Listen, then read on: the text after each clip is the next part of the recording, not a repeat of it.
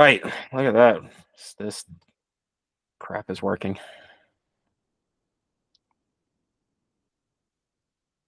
I mean, you're saying that to me. I don't see. Oh, there we go. I do see it now. Excellent. Do your eyes see I see. the live stream? I see. I see a live stream. What a way to end a show. What a I mean, it's better than structuring your whole show around assuming an actor is going to win because he died and we all felt bad about it, and then going, nope, it's Anthony Hopkins. Good night, everybody. well. That is kind of the insane thing, right? Is that this whole show, and we'll get into it. We'll get in the weeds, right? I mean, obviously, listen. This is a live stream. This is a YouTube exclusive, as we've discussed. This is your captaincy. Don't let me commandeer too much, but it is Oh, kind please, commandeer, mutiny this shit out of me and just throw me overboard already. I I need to sleep. think it's. I gotta say, what's really nice about this is that I thought it would be a fun bit because when we did our Oscar special, I was in the full like tuxedo and everything, and I thought, oh, it'd be a fun bit if I purposefully made myself look hungover, as though it's like the day after the Oscars, right? Loosen the tie, unbutton the shirt, 5 o'clock shadow, do all that, right? Look like I just gone to In and Out, that whole shtick. And I think, Tom, it's really great. I didn't even have to tell you, and you also took the same note and decided to do this looking hungover from a night out. I think that's really nice of you to commit to that look for this. Yeah, it's a rare occurrence for me to be wearing the same thing I was wearing while watching the show last night. That's I've never done that before. I'm never in my pajamas when I'm recording the show. I Never. mean, I Clearly, I take this very seriously, and I'm glad to be here at all times. And yeah, I don't know, man. but with the show, right? Like we're watching it, and other than like a few little speed bumps, and we'll talk about it. But like, I was sitting there a little worried in terms of we had set ourselves up that for the first time we were gonna do a live stream reacting to the show, because it's always a bummer that we don't get to talk about what happened until the next year, right? The Yeah. train, like you would acknowledge the train station year, right? The What a weird year that yeah, was. what awful. Especially because it's crazy that I feel like I have met, and I want to be clear. I think of the 3 films I'm about to name, I think Nomadland is the best of them. And yet, I have met more people who go to bat for Green Book and Coda as Best Picture winners than I meet people who still go to bat for Nomadland. Which is wild, because again, I think that's the best of those. But like, there was a big rush for it that year, and now I don't feel like it. Well, It it's this. ceases to exist. Well, because this is the thing that people, that get their fucking titties in a twist on film Twitter about, oh, well, this actually was the better movie. This was the better movie. Oh, but people are dumb. Oh, Will, there No, were some. people on film Twitter are dumb because, like, we'll get into the weeds, like you said, but, like, anybody trying to slag Emma Stone's performance is just a performative jerk off. And really, if you, I have a great glory hole for you guys to find. It's called an electrical socket. And just dry fuck the shit out of that until you finally feel something. I want to remind you we are fully live. Yeah, I know. That's why I'm not saying anything can edit this. actionable. I'm just telling people to go fuck an electrical socket. You never know. It might be the charge that their lives need. And so instead of posting on Twitter about how a good performance wasn't actually good, they feel a little jolt in their lives for the first time. So, but like the Green Book, you say, yeah. like, I deal with that shit all the time. Where people are like, oh, Green Book was good, and I go, no, it wasn't. I mean, I guess what I'm saying is it's more.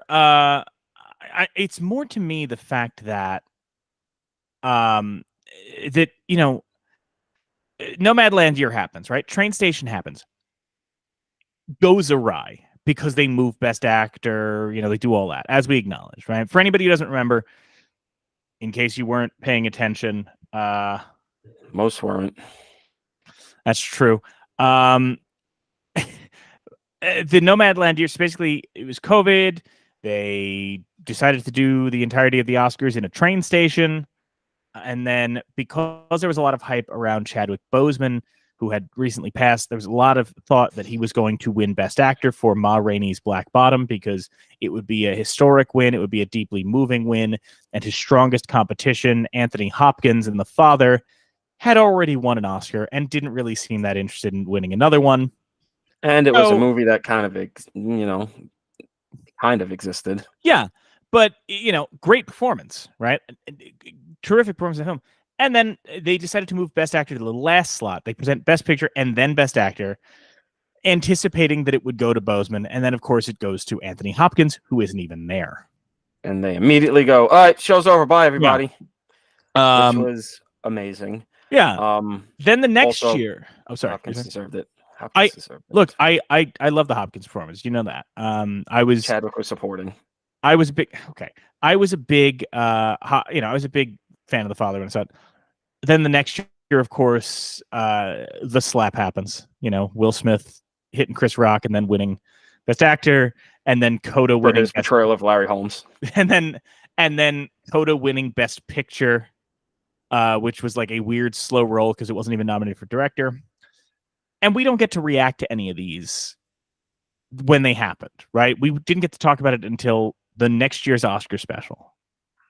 By that point, the energy was out of the room for us, right? We kind of just went, oh, that's right. That is weird that happened, right? So we thought, let's do a live stream. Let's react to it. I was a little nervous because for 90% of the show, I'm basically sitting there going, I may not agree with every single win, but everything's running smooth. Sure, the in memoriam's a little weird, but otherwise things are running smooth. Why was it weird to have ballroom dancing during an in memoriam sequence? It is insane. To the end of Step Brothers. It's so bizarre. But so that, but it's moving along, and then I'm not gonna say all the wheels came off the cart, right? But it did feel like it's not even the Emma Stone of it all, right? I mean, I know people are upset about that, right? I think it was more the fact that the night was pretty jubilant, right? Like even, Cillian Murphy wins and you see like Paul Giamatti's happy for him. Everybody's happy, The I'm Just Ken performance makes everybody, stoked. Nolan wins and he makes that great speech about 100-year movies and whatever.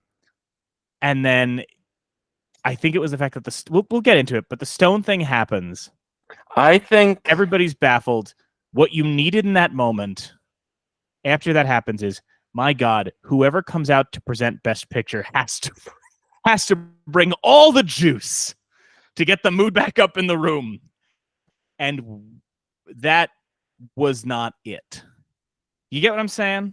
See, this is where we're going to disagree. I loved Al Pacino just shambling out onto stage and just kind of doing what everyone was what everyone would do in that moment of just like, yeah, it's Oppenheimer. Yeah, like what do you expect? Come get your awards, guys. For me, I think the wheels falling off moment was right after the jubilant, extravagant, amazing performance of I'm Just Ken, where we got an appearance from a wild Wunderslausch. That best song doesn't go to it. Yeah. All right, let's.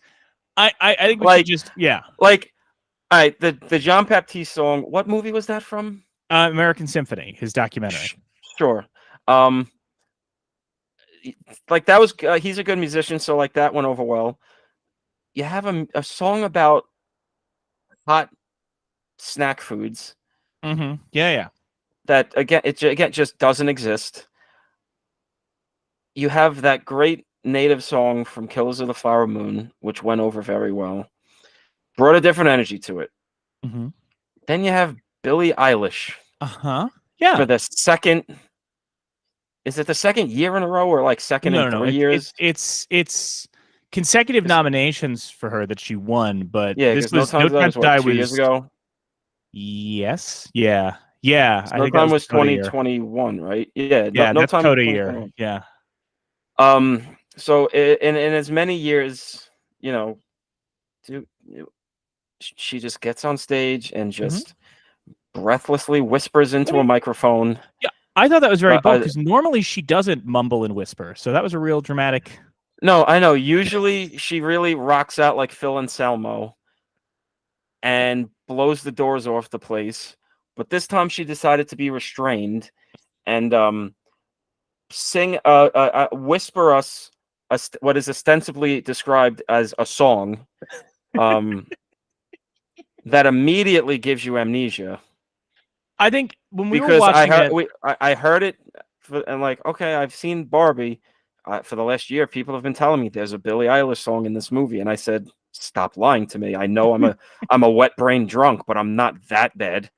Um, and then I hear the song again at the Oscars. I'm like, "Wow, where was this in the movie?" Like, I I have no idea where this is. And then you get the performance of I'm Just Ken, one of the top Oscar moments. yes, Unbelievable. Everybody absolutely. was happy. And then you poke a hole in that child's balloon and tell them that they're adopted. It's. I mean, I'll say this. So when we were watching it last night. My significant other pointed out to me something, which is, so everybody's talking about Barbie, right? Barbie, the movie of the year. As vamp music during the Oscars, they kept playing "I'm Just Ken." They also kept playing the Dua Lipa song that didn't get nominated because that's more recognizable than the Like, Billie Eilish song. Which again, I'm not. Look, you know what? Let's. what do people have? Like, what is the hold that Billie Well, Eilish just has on that's the people, thing. man? I think it's Like, this. It's this. the Bond song is, if not the worst of all time, because it's not Madonna, it's definitely the worst of the Craig run. I disagree there. I disagree there. No, I really think it's the worst because You think it's worse than the Sam Smith one? at least the Sam Smith one is bad in a way that you remember. This her song is just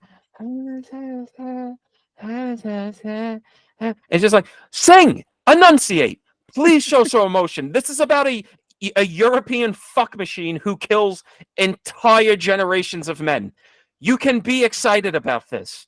You don't have to sing about it like it's the first time you're losing your fucking virginity. First time you're losing your virginity, you usually What are you lose it doing? once, but what do I What know? are you doing? I have lost where you're going now, but nevertheless, I don't know. But boo. no, I listen. We'll get into it. Let's go bit by bit, but yeah, I do have my qualms with the Eilish industrial complex, and we will get into it. Like True Detective this season. Yeah, Like you what why are you putting her music in the is she opening in? credits Was of she in True Detective? I didn't watch True yeah, Detective this one season. of her Okay. songs. I don't remember which one because the second I heard that goddamn voice, I hit skip intro. All right, all right.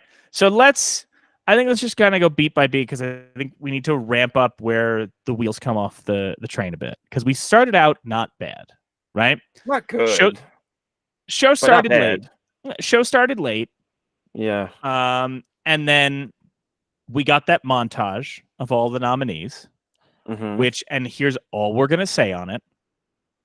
All we're gonna say is it was fucking wild that you're watching that montage.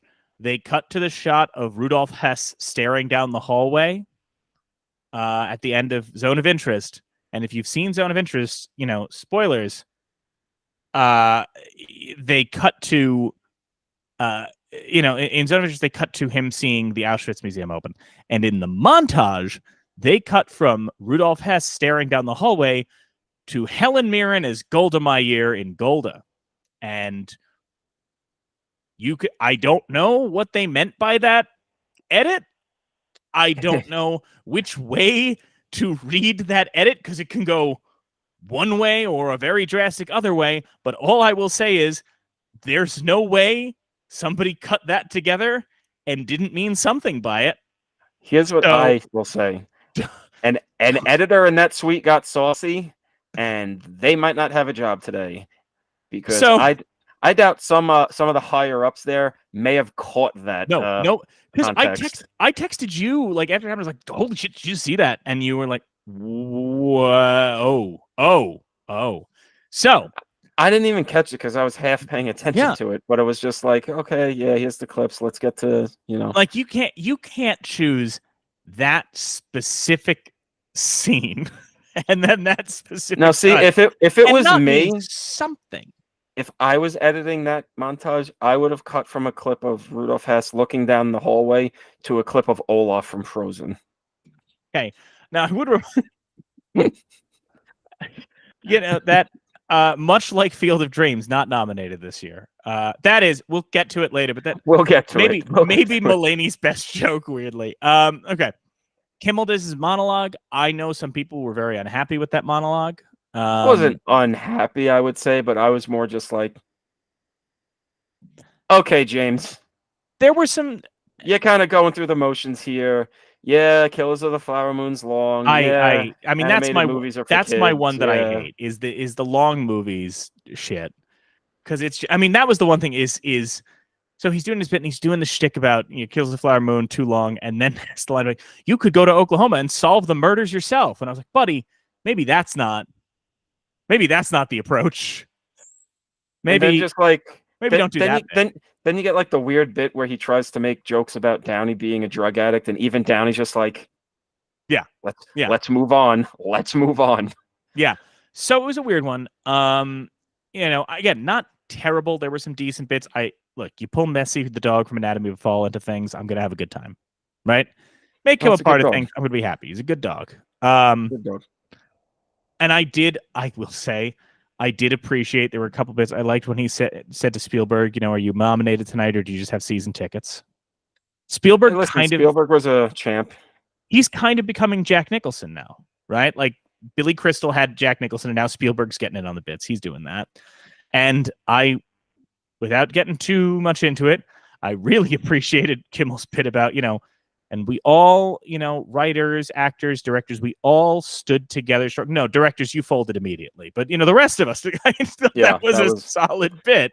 That was probably the best bit of his monologue. Yeah. Probably the best bit of the night, honestly. Yeah. That he was kind of on autopilot the whole night. He had a couple of riffs. I think it was one of those ones where it's like, I don't know. I'm divided when it comes to award shows and award show hosting, because on the one hand, you want to feel sympathy for the people hosting these things, because sometimes these movies, these titles don't lend themselves to jokes that easily, right? They don't. There's some heavy subjects, but on the other hand, like, yeah, but that is the job. You know what I mean? Like, I feel like you can't just skip part of the job, right? I don't know. I'm curious to see what happens going forward. I know that Kimmel, I think, said he wasn't planning on doing it this year, and then Barbie really turned him around. That he was like, well, now that seems like a fun one. And, let's see. I don't know who's hosting next year. Who will be the one that gets to make jokes in between Dune 2 winning all the technical categories next year?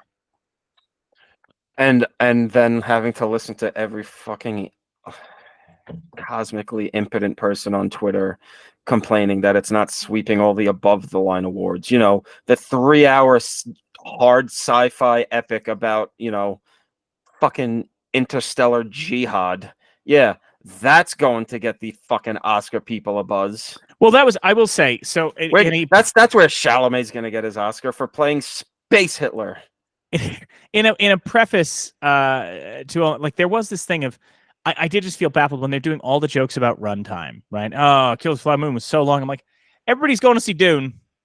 That's a long one too. Everybody wants to see Oppenheimer. Everybody wants to see Oppenheimer. Why are we doing? I find that so, I don't know. I find it irksome. But the most successful movies of all time that we've seen in the last 5 years, we've had the movies take this top spot is Avatar, Avengers Endgame, Avatar, Avatar 2. Like, these are long movies. People like long movies when they're good. Yeah, I mean, like, enough with this long runtime. Like, you're at the Oscars. Stop acting like a long movie is a heckler in the crowd that you need to take down a peg. Especially because, like, I don't know. I guess my thing that annoys me is, with any of this stuff, is when they talk about these movies like they're homework, right? And when the jokes are like, oh, these movies are homework, it's like, Yeah, but you're the Academy. You see, if you want to make those jokes to the TV audience, right? That's one thing, right? I think it's like if you were I don't know, a physics professor showing up on the Tonight Show and you want to make jokes about how the average person might be bored by a physics lecture. Fine, I get that, but this is the Academy Awards. You're the Academy. That's like making a jokes about physics being boring at a physics lecture. No, everybody's there to hear that. Everybody's here for that. Why? To what end? You know what I mean? Like, it just seems odd to me. It continues to be odd to me. It's just cheap, low-hanging fruit, and it just kind of signaled that Kimmel wasn't on his game today, and it was not going to be their best broadcast, but it wasn't their worst, so you got to give them that. They were able to, in a lot of ways, rebound from a not all that engaged host. I mean, and look, I've never been anti Kimmel, and I do think some people online were getting a little too up in arms about certain jokes or certain bits that he did, because some people online are just miserable people. I've never been anti that. I do just think, and it's certainly, God knows, it's a step up from the hostless years, right? It's a step up from that nonsense. But yeah, I don't know. I do just kind of wish that we liked the movies more when well, we're that's the talking about ultimate the thing, movies, man, is you know? that, like, I know it's a hard job and everything, but can't you get somebody that, I don't know, likes movies to host your movie award show? I mean, I think, and this is the weird thing, I think he likes movies. I think he just feels as though, and his staff feels as though, like, the Oscars presentation is still embarrassed by the movies they nominate, right? And it's crazy because this year was not only a good crop, but it's also a lot of popular titles. You know, This like, I was mean, the first Best Picture winner to gross more than $400 million since The King's Speech. This yeah. is the highest grossing Best Picture winner since Return of the King. This is not a Nomadland No. year. And think So about, it's weird to be fucking embarrassed about that. and the bit that, like, a perfect example, the bit between Emily Blunt and Ryan Gosling, right? About Yeah. the rivalry for the movie. There you go. You have that. You know, you have that there. I mean, I do think, there's certain bits, like I saw some people get mad about Kimmel's joke with they did the Poor Things montage, and he goes, "Those are the only clips of the movie we can show." And people are like, "Oh, that's really reductive about the film." Yeah, I mean, it's an awards ceremony that they're going to make jokes. They're going to be reductive about the films because otherwise Yeah. you're just having people Explain deliver. things to you. Yeah, like, what did you It's want not Kimmel? it's a joke, not a TED talk. I was gonna say Kimmel pulls out a stool and just starts explaining Marxism to the crowd for 30 minutes. What do you want to Here's do? what would happen if Frankenstein's bride was a whore and Yeah, a communist. right. Like, that's what did you want him to actually say? I don't So know. Some people fuck people. anyway, The ultimate thesis is people are dumb. The first award of the night was was supporting started the show actress. off nice. Yeah, except I will say this. I thought I wanted the five. Well, I didn't really, but like when people were saying, "Oh, they're bringing back the 5 past winners to pay tribute to people," like they did in like 2008, 2009, I kind of got tricked into thinking I wanted that, and then it happened, and I went, maybe let's not do this again. Because Dragged it out of it. not only did it drag it out, but the other thing is, like, you saw people online, again, there's people online, but you saw people reacting to that and going, "Oh, well, Robert Downey, this is later, but Robert Downey Jr. flew past Ke Kwan and only shook hands with Tim Robbins and Sam Rockwell. Oh, Emma Stone got distracted by Jennifer Lawrence and didn't thank Michelle Yeoh," and whatever. It's like, right, there's 5 fucking people on that stage. And now you are telling these people, like, oh, not only do you have to, in the biggest night of your life, get up and give a speech and everything like that, but you also now have to make sure you properly greet 5 different people with all equal levels of polite greeting to make sure that nobody watching this misinterprets your intentions. Which is, like, that puts you in a weird spot, I think, I don't know. Perhaps I'm just, like, it again, like the Emma Stone thing. And I know that was a weird thing for her to million. they're like, oh, well, she was paying a lot of attention to Jennifer Lawrence. Yeah, because they're fucking friends. Yeah, Robert Downey Jr. went and shook hands with the two guys. Like, he immediately made a beeline to the two people he actually knows. And he was Like, also, why are we surprised by this? I mean, and if people would actually pay attention, they were going up to, like, I saw him say hi to everybody. He went up to McConaughey. He went up to, like, he worked with McConaughey. And it's, he's worked with Sam Rockwell. I don't know. I mean, some criticisms like that have to be like just completely ignored because that's just some galaxy brain shit. But you know what? Here's my thing. I genuinely understand people who feel like the optics, and I understand it. I agree with it. The optics of, these white actors coming up on stage, bypassing the Asian actors who had won the previous year to just talk to other white actors. I get that the optics of that are not great, which is why don't put people in that position. Just have the previous winner come out, present it. I have no. I used to love when they, it used to be the thing. Okay, the winner of Best Actor presents Best Actress. The swap it off, go back and forth. I don't know. The 5-person thing, I'm a little. I don't know. I'm not. I know some people really loved it.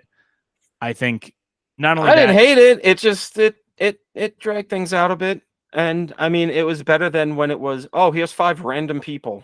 Yeah, well, that's the thing. It only kind of works, or it works if you at its Google best. Richard Jenkins. Big thank you. I was gonna bring up you Google, but like, okay, 2008. We're so old. 2008. Like, Colin Farrell is out there to for Heath Ledger, right? And he tells some like sweet things about working with him on SWAT and all that. When it's somebody who's worked with them, it really works, right? That can really hit. Even Sam Rockwell talking about Downey, that can really work, right? But you're not always going to have that. And especially if you want to bring the past winners out and everything, you're really not always going to have that. So then it just becomes kind of weird of like, hey, I thought you were good in that movie. I've never met you. Well, yeah, the only one who really did that well was Cage. Get Cage. I thought Cage was good because he's got no connection to Giamatti or the Holdovers or Alexander Payne or anything. He was just, he won. He's a best support. Have Cage and Giamatti never worked together? I mean, maybe. I don't think so. It feels like they would have if they haven't. Yeah, but it's also one of those things where Giamatti's not like making 20 movies a year. He's not like a direct-to-video guy where like maybe him and Cage ran into each other. I don't know. Correct us or don't. I don't care. Why are you listening to this? The Rangers are on. Watch that instead. But he was good because he brought a fun energy to it because he's a guy who loves movies, and you can tell like he definitely watched the Holdovers and was like, yeah, you were great, Giamatti. And he made a joke about himself, and it was like fun and cool. And Rockwell was fun and brought a personal thing to it, but that's because he knows Downey. He worked with Downey, and he made that joke about how obnoxious it is to learn how to play violin left-handed. Come on, man, that's just obnoxious. I just think, I think it's a bit much. It's just weird. Like, I don't mean to sound like a jerk about it, but like you kind of felt like maybe Jessica Lange isn't kind of really up for doing these kind of like live moment things for someone she clearly has never met before. I mean, even then, like, what was it? Was it Charlize was doing Annette Bening? Yeah. And had I've never been stung by a people kept making watching a movie felt like getting stung by a jellyfish. Or it's like just I don't know. It becomes one of those things where it becomes like we reinvented the wheel in a way where I'm like, I don't know if we need that. But whatever. But hey, good winner. Davine Duranoff, great win, right? Great win, great speech. Excellent win. Yeah, really good speech. Very emotional. Yeah, I don't really know what else to say. We kind of both came. I don't remember. Did we both come down on her being the number one in? Of course, category? Everyone did. Well, I don't fucking remember. This was a week ago. But this was one of those. This was the only real slam dunk, right? In terms of, I mean, and I don't mean like a lot of people expected we all kind of expected Downey to win. A lot of people expected Killian to win, but supporting supporting actress was the only category this year where no matter how you felt about the other nominees, right? And I don't think they were bad by any stretch of the imagination, but that was the only one where you're like, there is a chasm between whoever your number 2 is and the number 1, right? Yeah, Like there would have been a fair fight if Penelope Cruz was nominated, but yeah, she wasn't. but So it was like, yeah, okay. But very good win. We're happy she won. She gave a great speech. and the truth of the matter is the people online saying, well, Lily would have won if she was in supporting. No, I think, and I love the Lily Gladstone performance, and I think she was, indeed, robbed, in your parlance, in the phrase that you used on our Oscar special, which I loved. If you're going to get robbed, at least get robbed by a good thief. But people saying she would have won if she was in supporting. That Da'Vine Joy Randolph performance is still there, and it's not like the Eyes of Tammy Faye year where when the Jessica Chastain, where Best Actress was kind of like a bunch of people sitting around going, I don't know, what do you think? I guess. And it's really just like, guys, clearly they didn't care for Killers of the Flower Moon, despite getting 10 nominations. It felt like a kind of like auto fill in the blanks thing of just like, yeah, Marty made a movie of, they did the same thing to The Irishman. They did the same thing to Wolf of Wall Street. He doesn't make movies that initially, win Oscars like that. What, like, he took him this long for him to win with The Departed and everything's like, yeah, you know why? Because The Departed is an immediate, fresh off the boat, fun fucking movie. You don't have to spend 10 years analyzing The Departed and thinking about The Departed. It's a fun movie where people are doing wild Boston accents and shooting each other. Like, there's no like Hills of the Flower Moon. People are going to talk about for years and years, and it's going to grow. And any hesitations or quibbles they have against the movie or whatever, or things they missed, they'll go away, and you'll go, "Oh, right, that's right. This was a great movie." Well, okay. I think it's better served now that the Oscars are over, because I did feel like, and I'm not saying this specifically about our Oscar special conversation, but just anytime I talked about it, which is like it almost felt like the talking about Killers in a positive sense, in a, hey, this is an incredible film, should win Best Picture, was like pre-Oscar nominations when you talked about Charles Melton in May, December, right? Which is, you couldn't even have a conversation about how good his performance is without feeling some people kind of charging and go, not as good as Downey, though. I want to be clear, not as good as Downey. Downey. Guys, well, not as good as Killian. But I know you, for some reason, think that's a lead performance, and it's an insane opinion. I think that's wild. He's the of the movie. So I think, when you talked about it, and people are like, oh, well, Downey's got his Oscar now. He's got it. It's fine. Oppenheimer got its Oscars. It won Best Picture. I'm happy for it, right? I'm really happy for it. Now that you're not pitting it against the other nominees, now that people aren't just pitting it together, do we talk about it differently, right? The same way, do we talk about Barbie differently? Do we talk about Maestro differently, right? We're not talking about Maestro differently. I'm still gonna never talk about that movie. No, I only mean it as in, like, that is the kind of thing where, I don't know. I don't think Maestro works, right? But I do think the people who are getting mad, like, oh, Bradley so badly wants an Oscar. I'm like, listen, this is the kind of big swing actor as auteur movie that everybody reclaims 10 years later, right? I forgot what movie you said this about, but you were saying this about some other film where you were basically like, I enjoyed it. You guys will all like it in 5-10 years. I know what you guys do now.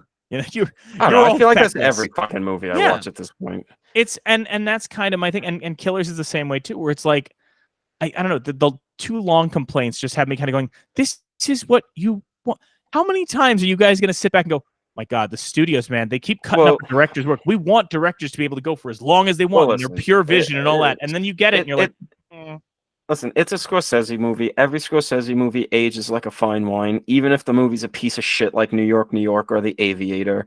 People will always come back to it and be like, "Are you a big Aviator hater?" I don't think we've ever. Yeah, it's his second worst movie by like really a wide margin. Leo sucks in it. It looks like shit. I think it's I don't think we've ever discussed The Aviator. Like, in all our years of knowing each other, I don't think we've. No, that's a discussion for another day. But yeah, but either way, the point stands. Like shit, like After Hours is now in the Criterion Collection. The King of Comedy, even Yeah. The Color of Money. You know, every fucking thing he touches, whether it's worthy or not, always ages well and finds its audience. Yeah. And that's going to happen here. Whether it won or not, its reputation was always destined to be one that grew. I think So, yeah, I mean, I guess the thing that always strikes me with this stuff is it's like we know now. We you know, we can always look at the past and go like, well, this wasn't appreciated, and say, can we possibly take a pause nowadays and go, perhaps I'm wrong. You know, but no, it's impossible. well, no, because everybody's got their narratives, Yeah. and like I say a lot of times on this show, especially when it comes to film Twitter or the Academy, people in the Academy, whatnot, blah blah blah. A lot of people don't like movies. They like the movies they like. Yeah. And if you're open to anything, like I feel like I am, like you are, then you can find the movie in the moment. Yeah.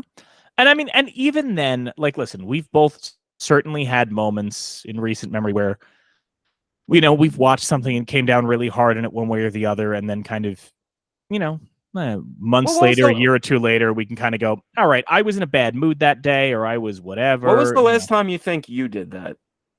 Um, I mean, I can say for sure. I mean, one glaring one is I know that my opinion on things like a Top Gun 2 or any of those are affected by the atmosphere of the time, right?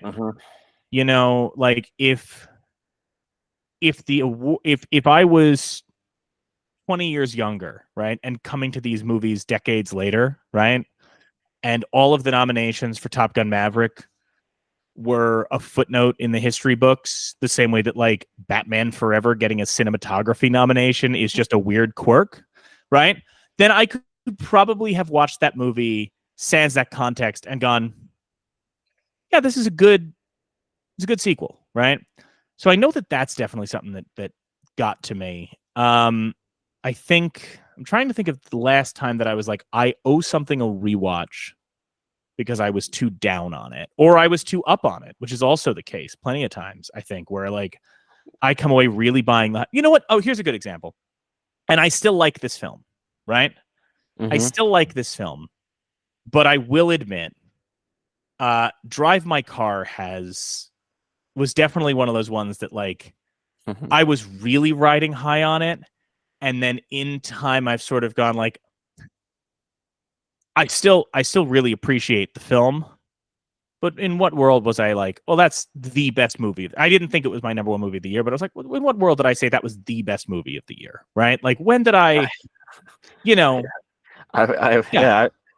I was that kind of voice of reason on that in that year, of trying to tell people, calm down, guys. This is way too long to watch a movie about a guy reciting his lines in a red Subaru. Whatever the Sob. fuck It was a car is. red Sob. Red Please. Sob. Excuse me. I'm I'm not drunk, I'm but, scrolling through my Letterboxd diary now just to be like, when was the most recent? well, because I know, you? I think you might remember better than me, honestly, because my mind is like a fucking kaleidoscope of bullshit. So things come and go. I'm pretty sure the last time I came out of a movie high as shit on it and then immediately started falling the more I thought about it and the more I saw it was The Dark Knight Rises. And I think that was and listen, I was, what the fuck? What was I, 22? What was it, 2012 that came out, right? Yeah. So I was 22. I was still a young fucking kid. I was an idiot. And I feel like that was a bit of a come to Jesus moment for me of being able to get past the hype of the moment, the hype of the release, or counteracting that the way you get negatively with the hype of a release. I felt like at that moment, I was like, once I started realizing, okay, I was too high on The Dark Knight Rises, I needed to find a way to get my mind out of that sort of that thinking, the group thinking, letting the hive mind affect me.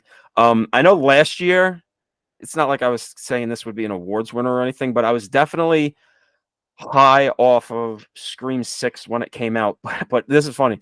Literally as I'm walking to the car, driving home, getting gas, texting the person I went to about the movie. We were both just like, "Oh, that wasn't actually as good as it was when we walked outside, was it?" And we're like, "Yeah, yeah, it wasn't great. It wasn't great." Um, for I don't I know. Do mean, you yeah, I remember mean, any time I I've done the opposite of not liking something and then um coming around on it? Like at least in my grown up yeah, years, I not mean, like something I. I was gonna say there's been plenty of films like even ones that we've done on the show that you watched in college or whatever, and we're like, this sucks, and then you've watched now and been like, oh, I just didn't want to watch this then. You know what I Yeah. mean? Like, because No, the setting. there's a lot of those. I know that there's a lot of those, but I just mean in terms of that, like the grown up, like where I'm not so easily swayed. Like it's like the you with Top Gun thing. I can't remember me having anything within recent grown up like memory of really disliking something or even just being like, this is fine, and then coming away like with a rewatch being like, oh, I need to watch this again. Let me give it another shot.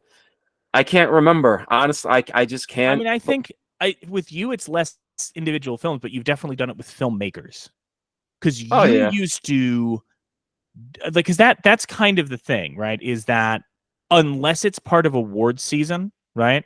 Unless it's part of like you're required to see it, if you have decided that you don't like a filmmaker, you just won't see it, right? So you were very down on like a Wes Anderson for a while or a David Lynch for a very long time. Well, again, that's And college so dummy Tom. but I'm saying like you had seen Blue Velvet when you were very young and you're like, "No, I just don't like Lynch," right? Or I just don't like Wes Anderson. And so whatever new thing came out, you were just like, if it was like, well, you should see this. You'll like this one. How often am I the one going like, you should watch this. You'll like it. And you just go, I'm not going to do that. Yeah. Unless I have to, I'm not going to do that. But then when you do, then you can go back into that catalog and kind of go, all right, why was why was I so down on this person? Right. So I don't know if it's a particular film I can think of that you reanalyze, but it is like a more of a just overarching like filmmaker angle of that, Yeah, I guess I'm more of a waves guy, like a filmmaker or musicals, right? Yeah, exactly. Yeah. Big change for me with that. Um, Life Aquatic with Steve Zissou still fucking No, sucks though. that's his. I mean, that's his worst film, right? It's terrible. I That's will not stand for that revisionism. It's awful. no. It's awful. Even he admits it's bad. Like even he admits he shouldn't have made. It's akin to like Life Aquatic is to Wes Anderson, and we've gotten way off, but it's fine. Life Aquatic is to Wes Anderson what Shutter Island is to Scorsese. Because like Yeah. you listen to Scorsese now, and he's just like, yeah, I don't know, I shouldn't have made. I had an idea, it didn't really come together. And Life Aquatic, Wes Anderson like fully acknowledges like, yeah, I didn't know what I was doing with that. I didn't quite have it together. And it quite frankly took him a while to bounce back. Sometimes I wonder if he ever did. I mean, he did. He bounced back, but I don't. Still, with all the films he made, I don't know if he has ever gotten back to the level of energy that was behind him after Royal Tenenbaums. Because that No. I remember Tenenbaums being a huge fucking deal, and then I remember like the marketing for Life Aquatic was treating Life Aquatic not like his movies get marketed now, which is like, hey, here's this niche thing if you like this niche guy. But I remember like seeing Life Aquatic trailers before goddamn everything. They were just like, everybody is going to want to see this Yeah, movie, right? this isn't a slam. I love his movies, his recents, a lot of stuff, but he's definitely moved away from the more relatably human thing that he was doing with Rushmore and Royal Tenenbaums and things like that. Once he got into that, it took him a bit to figure out how to make that storybook look of his work because Life Aquatic was that first shot at that and it sucked.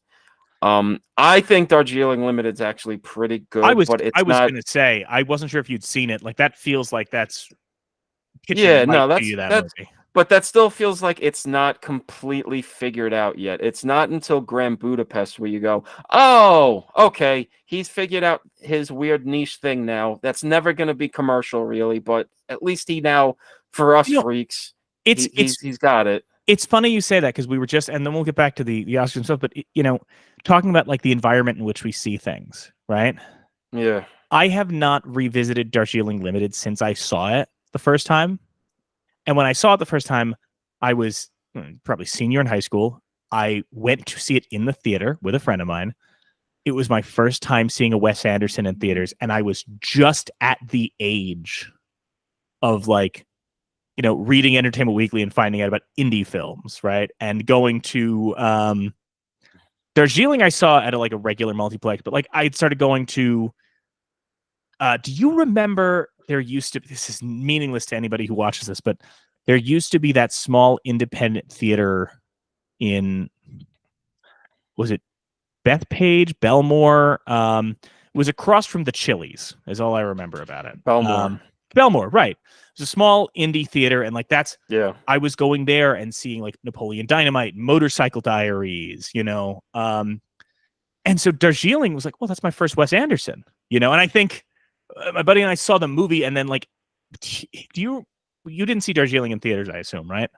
I saw it like last year on Criterion disc. I remember like before the movie, they showed like a short clip and then gave us a URL, which felt very novel then. And like, watch Hotel Chevalier, the short, online. And we were like, well, we have to go to somebody's house that has cable internet. We can't bother with dial up for that. Let's watch this short.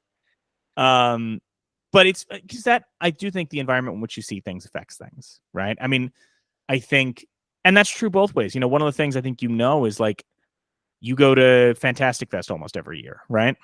Yeah.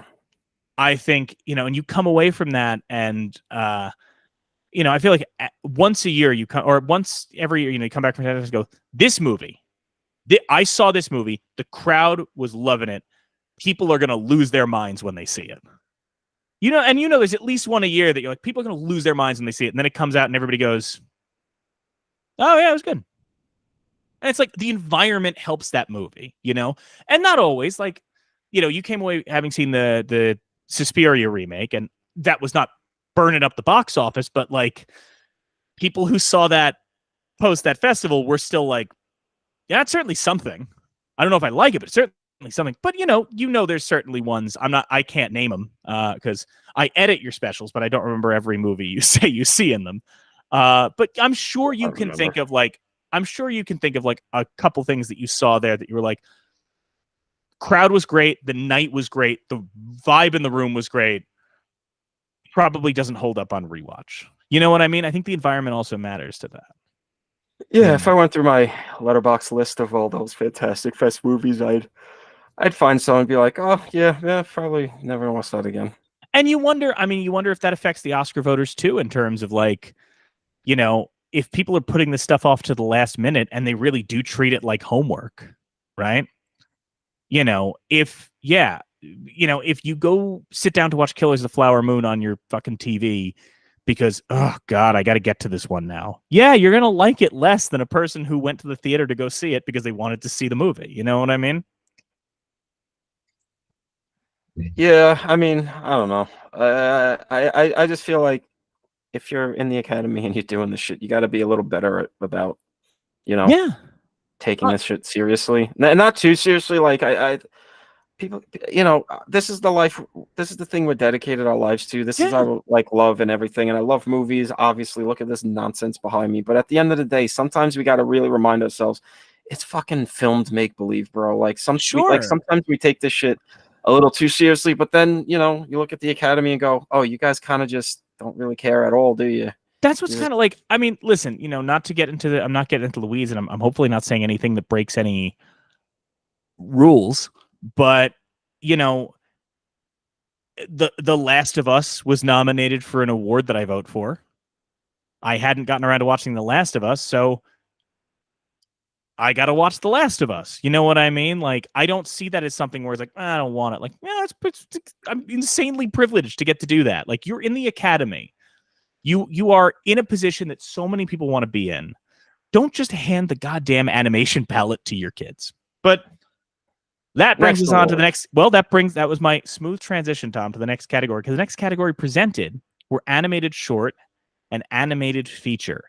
And get this, as is typical, one award went to a scrappy, deeply sensitive, deeply symbolic hard to comprehend international film, and the other went to a blockbuster powerhouse that was supported by a bunch of celebrities like Peter Jackson and all that, had a massive budget and licensed, pop music in it.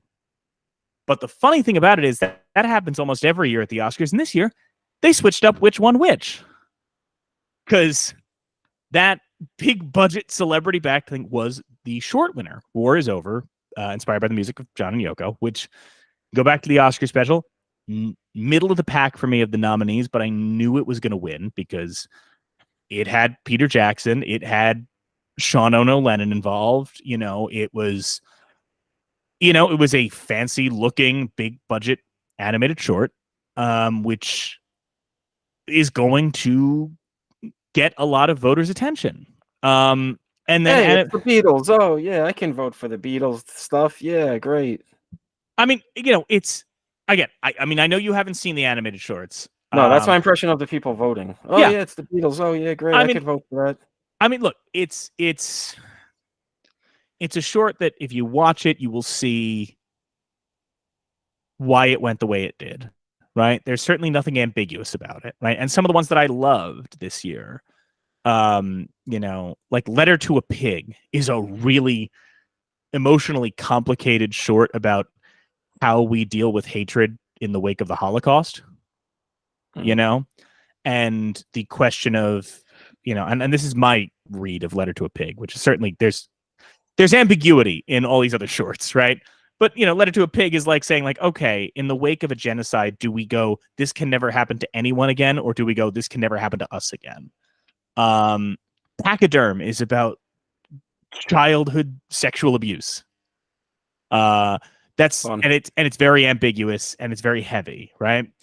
My favorite of them, 95 Senses. I've been trying to get you to watch it, Tom. At this point, I'm just going to spoil it.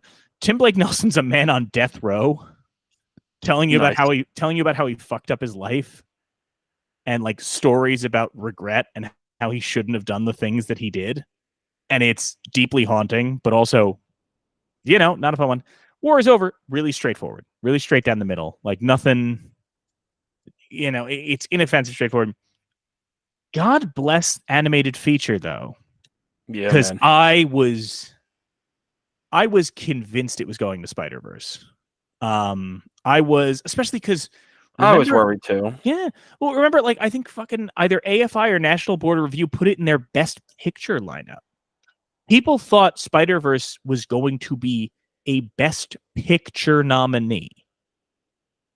And then, they give it to Boy and the Heron. I was very happy about that. Love that. Love our king. Love that he doesn't show up. I was going to say nobody showed up to accept it, which is funny.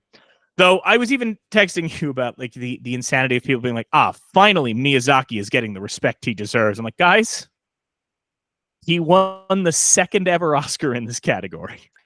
Yeah, like, it was listen, Shrek I get it. And then Spirited Away. Listen, I get it. Anytime he releases a movie in the post-animated feature landscape, his movie should win. Absolutely, I get it. But two, I'm gonna have to like paraphrase Meatloaf here. 2 out of 6 ain't bad, baby. Like, not only that, hang on, let's think about that for a second. So he obviously Spirited Away wins, right? Spirited Away, then Howl's Moving Castle was next. Howl's Moving Castle, I believe, lost to Wallace and Gromit, Curse of the Were-Rabbit, and that's Ponyo. Well, so I'm thinking Curse of the Were-Rabbit. I get that because, well, number one, obviously you wanted to give some feature love to Nick Park, right? Wallace and Gromit have been around for a very long time, and also the reception on Howl's Moving Castle was not great when it came out. I don't know if you remember that, but it was very like after Spirited Away, people were like, "Is this a misfire?" And that movie is a little more messy than it's a little messier, but So that goes to Wallace and Gromit, Curse of the Were-Rabbit. I get that. Next up is Ponyo. Ponyo does not even get a nomination. I'm trying to remember what year. What year is that? What year is Ponyo? Was it like 2008, 2009 or something? If it's 2009, then that is 2009 is a stacked year, though. If it's 2009 is Up, Coraline, Fantastic Mr. Fox, Princess and the Frog, and The Secret of Kells. Now, if you want to quibble and say it should be in and amongst those, that's its own thing, but that's not that's maybe the best lineup that category has ever had. Yeah, not bad. You know what I'm saying? Like that's and then it's Wind Rises, Rises which in is 2012. nominated. That was nominated. That was, I'm looking now, that lost to Frozen, which Go fuck yourself. Okay. but it was a Titanic thing. It was a Titanic thing, but it was also go fuck yourself, Frozen. The movie that they didn't even know what it was gonna be until like 5 months before it's released. Rises, I guess Elsa's the hero now. Wind Rises was my number one that year, obviously. I think it was my number one, if not my number one movie of the year, very close to my number one. No, I think blue is the warmest color, topped out for me that year. But yes, Frozen, The Croods was nominated that year. Despicable Me 2, Ernest and Celestine, which is good, and then The Wind Rises. The Wind Rises. That's just like against the rest of that category. That's like watching Shaq play basketball against us. And then I think there were two other Ghibli nominees that were not Miyazaki, because I think the next year it's Tale of Princess Kaguya is nominated, and then the following year is When Marnie Was There. No love for any of Goro's work. Well, hang on, I'm gonna offer my hot take here, and this may offend the real hardcore Ghibli heads. When Marnie Was There was, in my opinion, the worst nominee out of the 5 the year that it was nominated, which is a crazy thing to say, but that's Inside Out won that year. And then it was Anomalisa, Boy in the World, and Shaun the Sheep movie, all of which I thought were better than when Marnie Was There. Come yell at me. I don't give a shit. You know you don't give a shit. You're the fucking jerk off that said Five Nights at Freddy's should get nominated for something, you absolute herb. Costumes were good. All right, what's next? Yes, absolutely. I'm sorry. I just finally looked at the chat, and I am actually Cools is here this whole time. At one point saying, I don't think they're going to read the chat. Well, we're reading it now. Okay? I'm not. Fuck you. You got me dead on. You know my brand already. Love it. Thank you. He also at one point said in all caps, did they actually say that? I don't know what that's in reference to. I don't know. The glory hole thing. Did they? No, this is much later. Did they actually say that? I don't know what they said, but whatever. In case you ever read the chat, did Kyle ever give you a presentation on Dwarf Fortress? No, I forgot we did that, but we will make him do that because he's coming back soon. We'll make him do it. We'll make it happen. He's coming back from the same vacation Kate Middleton's on. See, now you're happy I kept you up to date on that. You're like, I don't care about any of this world. Okay, the next category up was the screenplay, which led to, I will say this, I think that was the first sign things might not go well.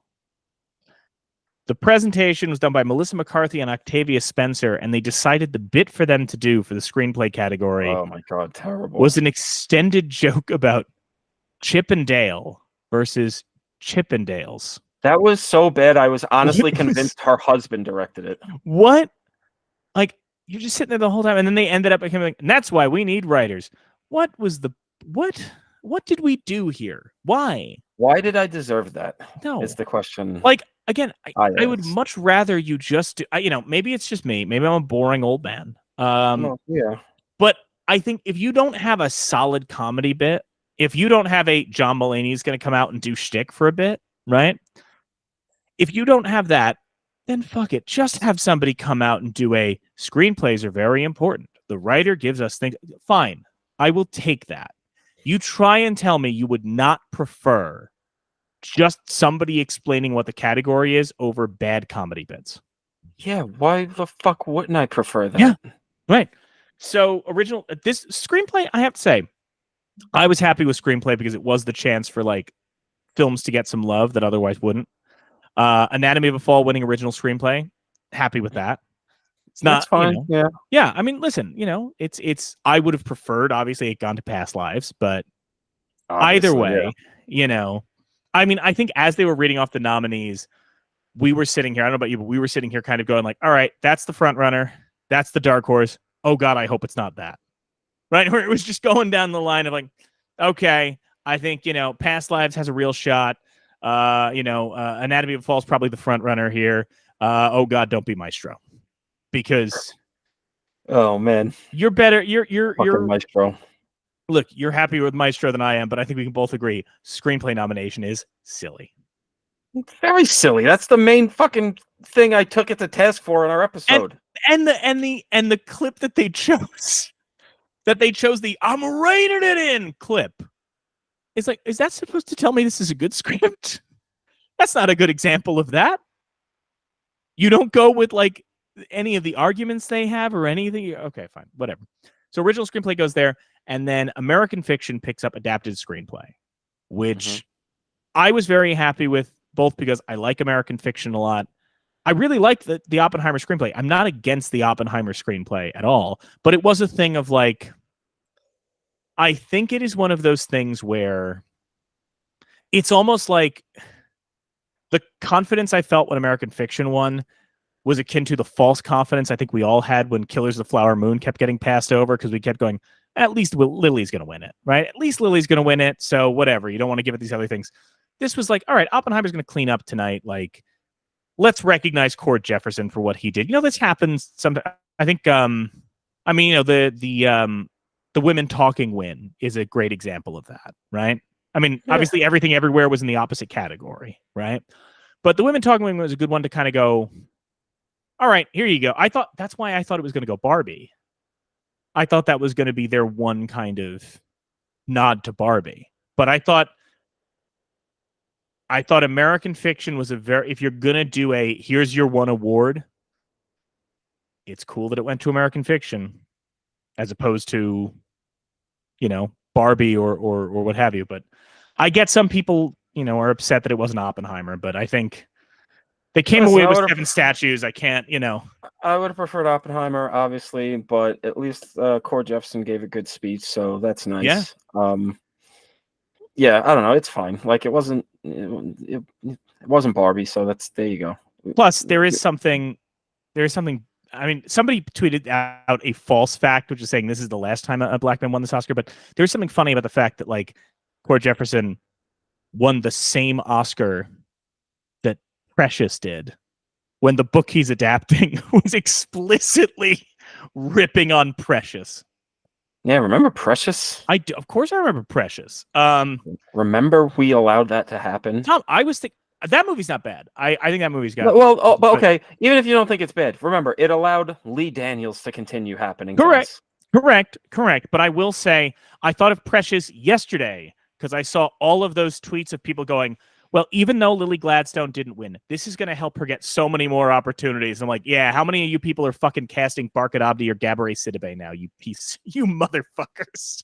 You absolutely, you feckless sons of bitches. Like, you're going to sit here and pat yourselves in the back and go like, oh, I hope, this isn't, you're not going to, come on.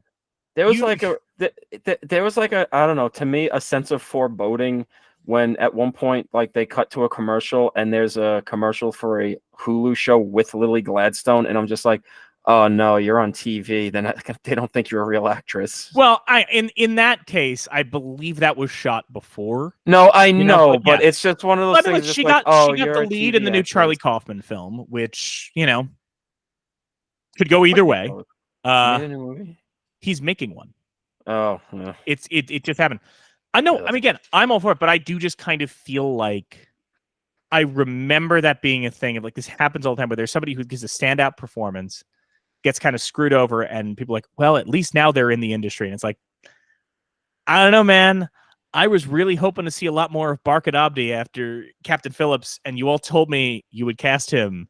Well, it's like not to do that. Well, it's like not to be a fucking jerk about this shit, because this is what Hollywood's thinking. But it's like, these aren't, the typical Hollywood standard beautiful people. But that's the thing. Like that's the thing. Well, where is Lily Gladstone getting slotted into so many things? I will say this. Like, I think there's a lot of, but that's the thing, right? It's like there are a lot of roles that could go to her, right? That they're not even going to think of her for, right? Like, but that's why they're not going to think about her, because she doesn't fit the mold. But that's she's a heavy-set Native American woman. Like, but the mold is, and we'll get off this. But that's my thing, is that the mold doesn't have to be that way in terms of like, this is an example I go back to a lot, but like, and this is not the same thing at all. Obviously, Mark Ruffalo is a traditionally, good-looking man, right? But I always go to the example of like Mark Ruffalo in The Cut just being a case of like, right, nobody thinks to cast Mark Ruffalo as grungy cop because he doesn't look like sexy Hollywood version of grungy cop. He looks like how those guys actually look and act. And there are so many roles that you use somebody for, and I think, I get that. We're making the same point. No, basically. I know. I'm just stressing the fact that like what irks me is that these people are also going like, it's equivalent to, in a way. And again, I'm not saying all the jokes script, but there was something kind of funny in the monologue when Kimmel is going like, Greta Gerwig not nominated for Best Director, Margot Robbie not nominated for Best Actress, and the room applauds, and he goes, "Don't applaud. You voted. You didn't vote for them." And I'm like, yeah, that's kind of the thing. Is like where I don't know. That's what's funny, and what I'm trying to think is like the difference between what's her name from Roma, Yuritsa, Barked Abdi, and Lily. But what isn't really happening to Divine Joy is that her big breakthrough was a comedy. So doing Dolomite Is My Name, right off the bat, she was able to show like, oh, she can kind of do everything. Where, not to say that these actors are like Lily and them aren't talented people, but if you watch Killers of the Flower Moon, if you watch certain women, you go, oh, she's the dour native lady. Yeah, I think Lily could definitely, let her host SNL, let her do some comedy, and I'm not saying she can't, but I'm saying the way this is, I hear what you're saying. They lock people into what they first see them. So absolutely.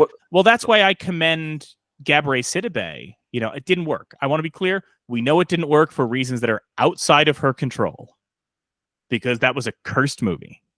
But Tower Heist. Oh.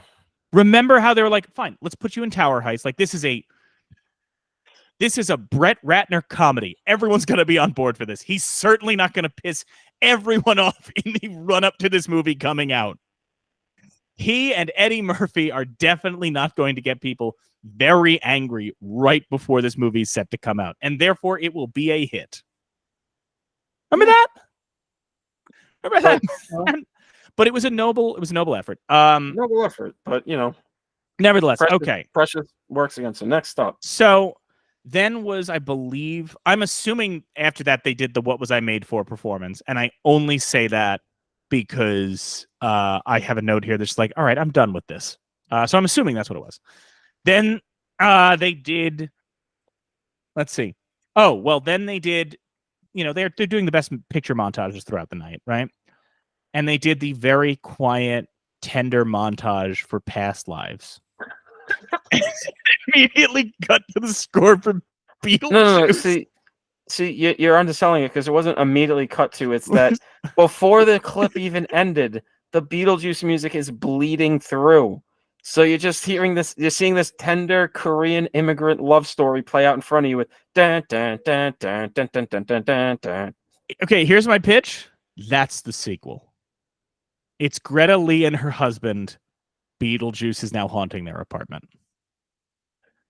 I mean, listen. It's probably going to be better than what we actually get as a Beetlejuice sequel, is all I'm saying. Probably what we're going to get. But you know what? Based on his 5-second reaction as Batman in the crowd, Michael Keaton was able to lock into something much better than he was in The Flash. So maybe he can do that with Beetlejuice. So then we get Michael Keaton, Catherine O'Hara presenting makeup and hairstyling and production design. Yes. Right? In that, one of the things that I found very funny, it's just to me, but one of the things I found very funny is that for the clip for Society of the Snow, they kind of just showed these guys looking regular. Yeah, it's very smart. Like, the makeup's good in that movie. They look like shit at many points, but they were just like, let's just show you him kind of, I don't know, hanging out. Let's just show you a guy just hanging out. So what was the choice here? Of all the clips you could, I understand you don't want to show like people eating people on the Oscars. I get that, but also That's that fucking stupid mistake. And then, yeah, the Poor Things makeup win, which basically once Poor Things won makeup, I knew it was sweeping the technical categories. Once that happened, I knew that's where we were going. I was laughing so hard that Barbie couldn't even get production design. I was cackling because again, I don't hate the movie, but I do hate the fans. So I'm glad they got so much fuel to be impotently mad online. That's the thing, but truly, and I said it in our text, but like Barbie is your Top Gun 2.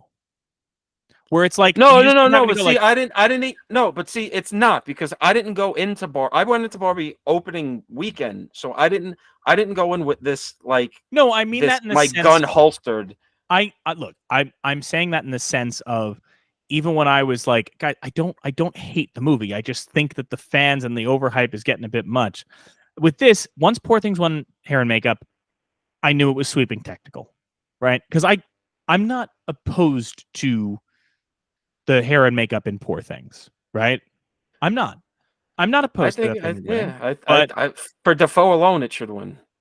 I don't know about win, but I just think like once that happened, I think you just got this, to me anyway, you just got the sense of like, and I think this is a better movie, but that was the moment where I felt the ball rolling akin to All Quiet on the Western Front last year, where it's like, okay, this is the one that like the bulk of voters settled on, of like, this thing is visually dazzling. This thing is, to them anyway, you know, like, oh, the score is great, that this is great, that is great, where you're just like, okay, this is what we've locked in on, right? Like, this is not negative on it, but just like... No, but you know what?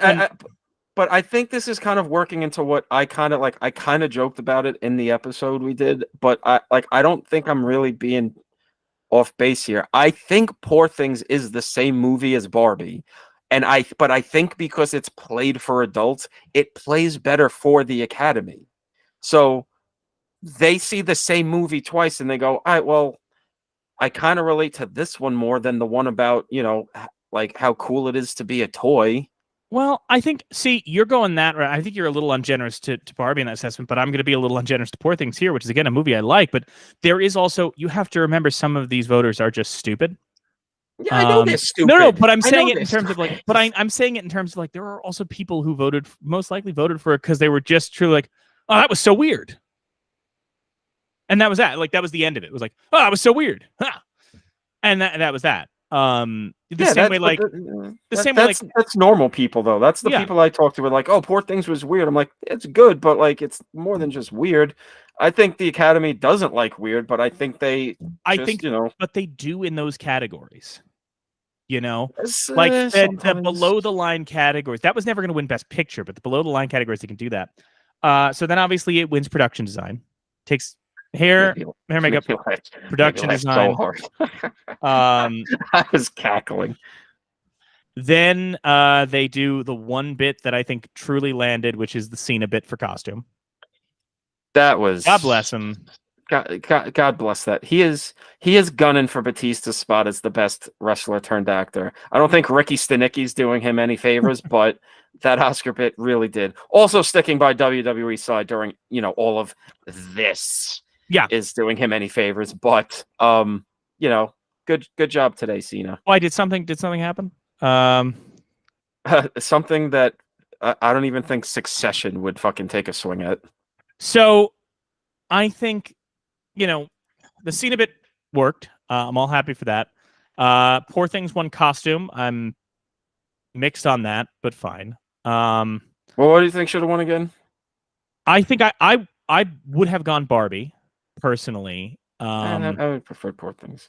I mean, is there anything you would give Barbie over Poor Things? Is my question, or is it just a case of like, what I'm getting at in a way is like, is it? No, I do genuinely think Poor Things was a better movie. Like in my rankings, no, I'm not talking about better movie. Yeah, but that's in every one of those categories. Yeah. Okay. All right. Well, and I mean, because I don't think in Poor Things there's anything as like visually uninteresting as the real world stuff in Barbie. Like Poor Things from beginning to end is visually interesting, from the costumes, the set design, the makeup, everything. When they're in the real world and you got the Will Ferrell stuff and everything, and it's kind of just shot like a bland credit card commercial, I just go, well, this isn't. Yeah, I don't know. I guess I don't know. My thing boils down to I don't know. I Barbie didn't know that Land it was. was well designed, but that's why I laughed when it lost, because I was Yeah. like, if they can't even win production design for what they did with Barbie Land, this movie is well and truly fucked. There's also you said something. You told me to make a note here that said, "Bring up the Munsters tweet, Tom," and I don't remember what that Oh, was. oh fuck! But All you right, wanted me to remind you of something. So I'm while gonna you do find that, this I tweet. will say Yeah. that after that was the performance of Wazeze from Killers of the Flower Moon, Yes. which I really enjoyed that performance. I really didn't like that camera work. That was Camera weird. was bad. You know what? It made it look like it was happening in a different room. Why? I said this to my friends because I was saying the whole night, I want some mess. I need some mess.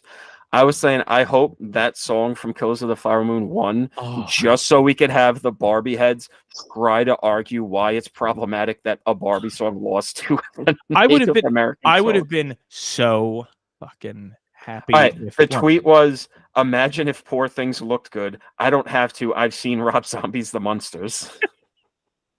By at Bronco7732. Good job on that tweet, buddy. You'll never hear that I said that. All right, now here's what I will say. Here's the next thing that I thought was insane.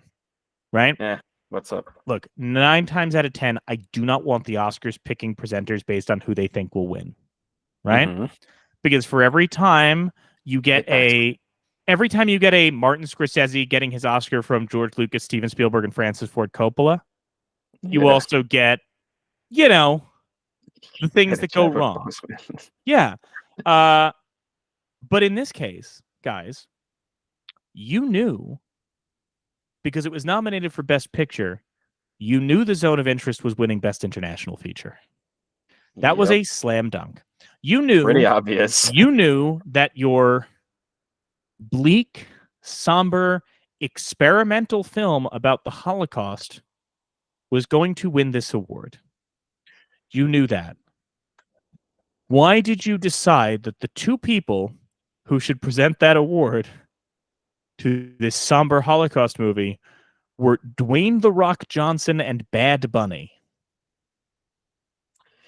Yeah, what certainly a choice. Like, I cannot imagine. Look, The Rock is very, very conscious about his image, right? Yeah. And I'm sure Bad Bunny probably doesn't want to weigh in on global issues.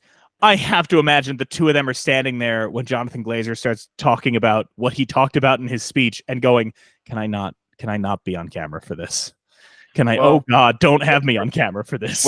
Well, for any baseball fans out there, I'm gonna make a reference for you guys. I wonder if Bad Bunny was pulling an Anthony Rendon and just he said everything he said in Spanish so he could plausibly deny that he knows what Jonathan Glazer was saying. Because last year there's this guy on the Angels, Anthony Rendon, who I remember hearing about it. Yeah. He just doesn't like baseball. He just doesn't like that he plays baseball. He seems like he genuinely hates baseball, even though he makes like $200 million over like a 10-year span. And last year he was hurt and he kept getting interviewed. And one day the reporters were up by his locker, asked him, when are you coming back, Bob? And he just goes, no habla English today. I wonder if Bad Bunny was pulling an Anthony Rendon at that, of just like, yeah, no, I don't, no English for me today. So then, without getting us too into the weeds and on a live stream where we can't edit things out and get in trouble or jobs, that was a really bold speech from Jonathan Glazer that people are taking either wildly out of context or, and this is my favorite one, saying, well, he didn't really go far enough with his speech, which, shut the fuck up. Yeah, like, really, guys, like, shut the fuck up. You know, it really, like, the guy, I mean, I don't know, like, there's just no pleasing people at this point, honestly. Like, yeah, the guy straight up, people can take people. Let's just remember, people can take comments that people make out of context. Let's just remember that. As we talk about this, I know, but like the guy can take people's comments out of context. But it's just like the guy straight up made a connection of the themes of his movie to what is happening today, and not even being subtle about it, saying what happened on October 7th Mm-hmm. and what is being used to fuel what's going on in Gaza and people co-opting the Holocaust to do these horrible things. And it's just like, I really don't know how much more he could tell you that he thinks what's happening in Gaza is bad. But I guess he didn't come out wearing like a Palestinian flag and well, like it's the punching everybody. he didn't look directly into the camera and start. I don't know. I just anyway. People are dumb. I It don't know. was Like, it was a good speech. yeah. I'm glad he said it. He I said mean, he stood and up I'm to his convictions honestly in that I'm moment. glad that he won an Oscar for this, a movie that I think neither of us expected to have the reception that it did. No, I Right? don't. Like that was, Glazer never felt like a guy who was ever going to win an Oscar. and He always, and especially especially this for this one. movie, yeah. Yeah, I mean, I didn't think it would ever happen, but you know, I'm glad. Great fucking movie. I'm just sad it didn't end with him with Hess looking into the camera saying, "I may have done the Holocaust, but what's going on in Gaza is worse." Yeah, that it really is. That's how on the nose people want to get. Now the next thing that happens, is Emily Blunt and Ryan Gosling Good came bit. out, did their Barbenheimer bit, and then did a tribute to stunt performers. At which point, I saw people again on the internet going, "Why? The fact that you are doing a tribute to stunt performers and you do not have a stunt category." And it's like, hey, you guys know that for them to create a stunt category, they would create an entire stunt branch within the academy, which is a process that would need to work with a number of different guilds and unions and would take years to do. And since they just announced a casting category that was long in the works, there's a good chance that a stunt category is coming once they work out the logistics. So, but Mike, I want it now. Like, it really is.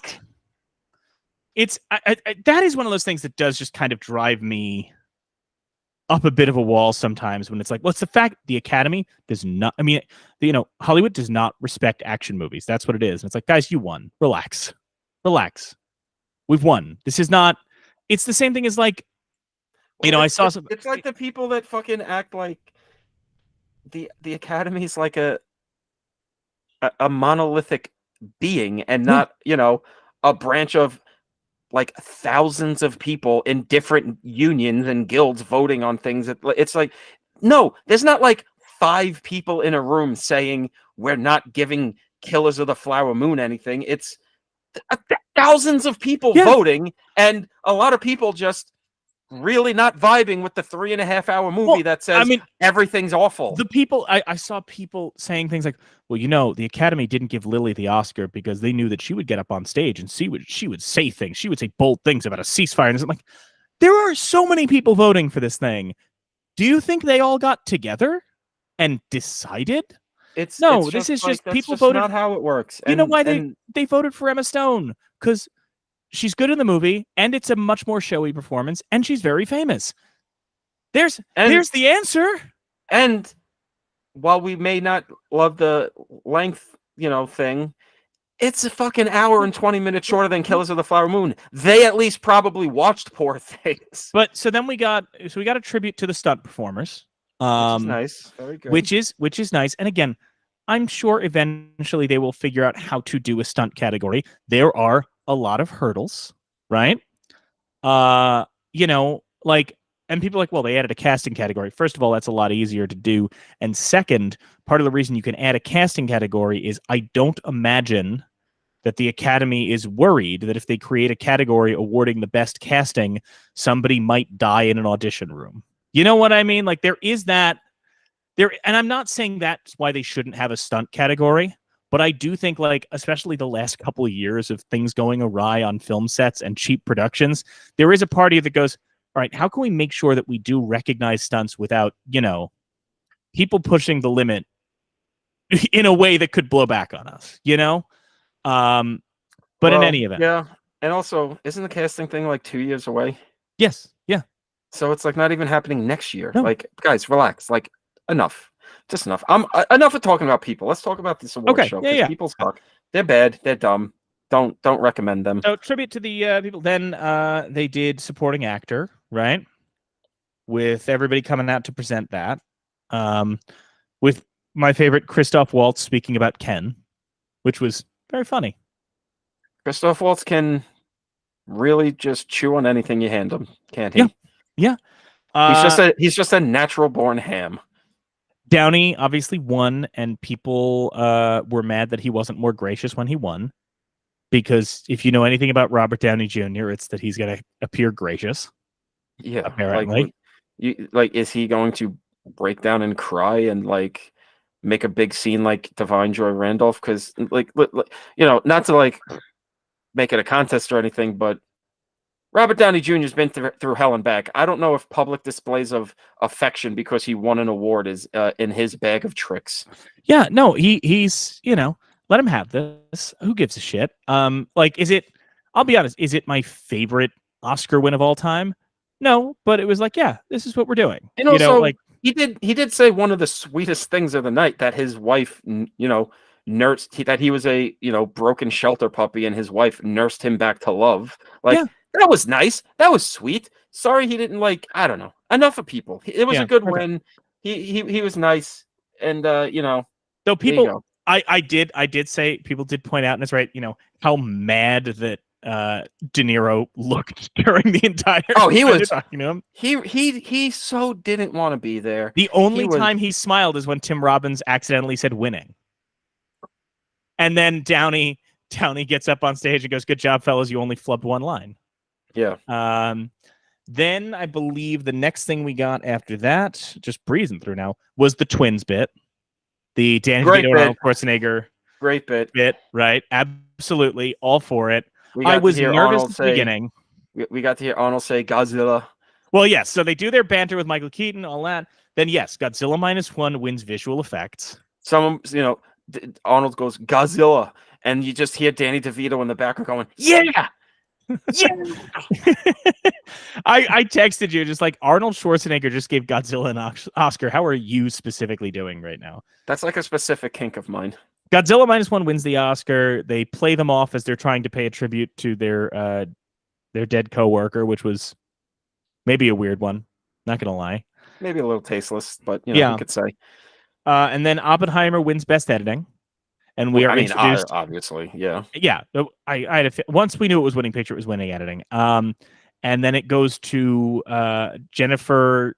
Is the last name pronounced Lame? Was Lame? I think it's Lame. Jennifer Lame, who is absolutely the best energy for that award. You know what I mean? Like there was just something about it really, I mean, I was happy for the Godzilla team too, but once she came up on stage and just started doing her speech, you're just like, oh, okay, the mood has shifted. The mood has shifted in a good way. Also, so hot. Okay, we're on a live stream. So then they do documentary short and documentary feature where we get Steven Spielberg doing shtick, which I appreciate. I appreciate that. And I will say this, they got it right. They absolutely got it right. Like this was, Last Repair Shop, best doc short by a country mile. That little girl coming up happily holding the Oscar was delightful. And then 20 Days at Mariupol wins. And you could just feel, they've been playing everybody off all night. The 20 Days at Mariupol director talking about all of the people who he saw die in the Ukraine. And you could just feel like the producers and the Oscars are going, do not hit that music button, whatever you do. The optics on this would be a fucking nightmare. And again, I know you say enough about people, but I swear to God in heaven, I did see people going, well, why didn't he speak about the situation going on in the Middle East right now? And it's like, buddy, he's talking about a different war.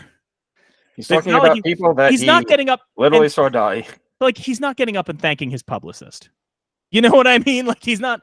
Anyway, but yes, I was very happy about that because that was just they got those right. There were a lot of getting it right. I mean, for the most part, I really don't, not upset about any of the winners yesterday, man. That's kind of the long and short of it. Then Zendaya came out, presented cinematography. It went to Oppenheimer. Fine. Good job. Sure. What did you think should have won?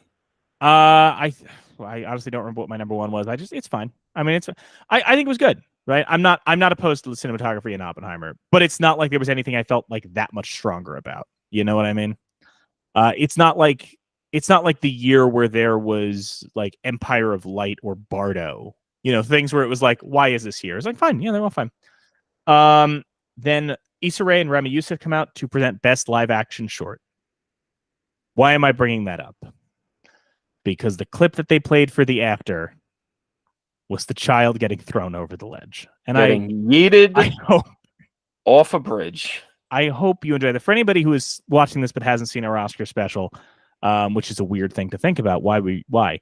But if you hadn't, go back. Tom explains in detail the plot of the live-action short nominee, The After, to our fellow team members who have not seen it, and it's a beautiful thing.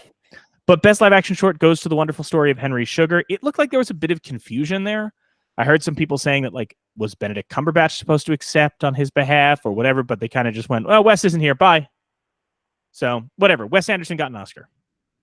About damn time. And now Netflix has announced that all of those Roald Dahl films are going to be released as an anthology feature film, which some are speculating was how they were meant to be released to begin with.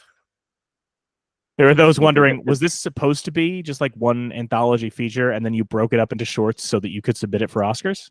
Did they really announce that? Yes, I'm dead serious. Yeah, they're releasing it as an anthology film of all of them just edited together. Of course. Yeah. So Wes Anderson finally gets his Oscar. Then we get Mulaney coming out doing his thick Zone of Interest. Yeah. Well, that whole run, right? Everything from Mulaney coming out and presenting sound through the I'm Just Ken performance is some of the best television the Oscars have ever done. Because Mulaney does his bit, riffing on Field of Dreams. It's such a good bit. Yeah. One, because having someone explain Field of Dreams to you really does remind you what a fucking deranged movie that is.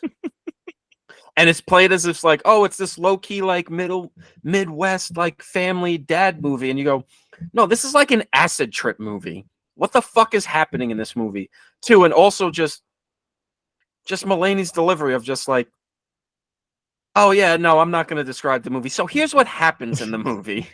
And then he doesn't stop until he describes the whole movie. Well, my favorite, and I love this in his stand-up too, is anytime he'll go off, he has like a footnote in his own spiel, which is him doing like, and then, James Earl Jones, who's written The Boat Rocker, which I thought was a real book until I was in my 20s. Like anytime he does a footnote, excellent. And then the perfect punchline of it just being like, Field of Dreams, that ought to win Best Picture, but they'll probably give it to one of the nominees instead. They'll probably give it to one of the ones this year. Yeah, one of the ones nominated this year. But then let him host. Fucking absolutely. Christ, let him host. But the coolest shit, Zone of Interest winning Best Sound. That is maybe like my most pleasant surprise because it's the right winner, right? It's absolutely the right winner. But they almost never get this right because they usually go for like, what's the loudest movie, right? Yeah, and you know, listen, I get that instinct because listen, a lot of times those big action, war, whatever fantasy movies, you know, it's hard to get the sell the reality of what's going on there with the Foley work and all of that stuff. So I get it. Like I understand that, but in this case, this is the one time a small, independent, like experimental movie where 90% of the juice is the sound. And I love that their Oscar clip was just the flower. Yeah. Like it was, incredible stuff. I saw somebody tweet it out. I enjoyed this. I can't remember who it was. I can't give credit because I don't know where it is. But the person who said, you know, I really look forward to seeing Zone of Interest at home when I could stream it.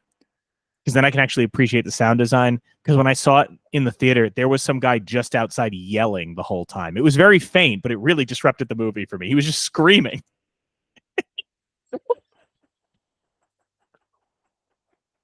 Yeah, it's an interesting experience watching that movie at home with surround sound. Yeah.